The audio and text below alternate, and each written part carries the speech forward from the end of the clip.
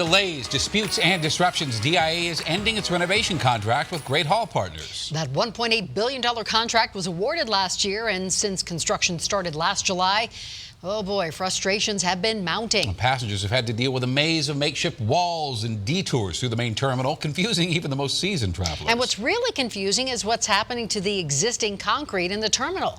The contractor says the concrete needs to be replaced because it allegedly wouldn't support the weight of the new structure. And because of this, Great Hall Partners asked for a timeline extension and even more money. Well, today the airport says they've had enough. They are done with excuses. Good evening, everybody. Thanks for joining us. I'm Shannon Ogden. And I'm Ann Trujillo. This project was supposed to be finished in 2021, and now it could be finished as late as 2025. Contact 7 Investigates has been pressing airport officials, city officials, even the contractor for answers on what exactly went wrong here. Chief Investigative Reporter Tony Kovaleski live at DIA. So what do we know here, Tony?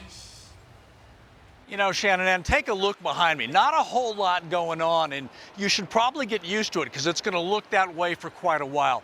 Here's the best way to describe this. This is a relationship gone bad.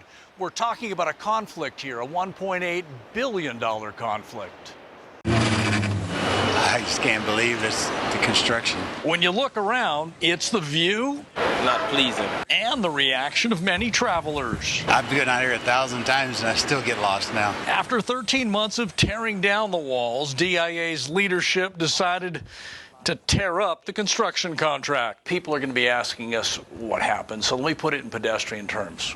What the hell happened? We, in good faith, picked a partner that we thought was the right one for us. I will say some things changed on the partner side. The airport sent this letter ending a nearly $2 billion contract, a decision made after months of conflict between the two sides. I do not see this as a debacle. This is your word.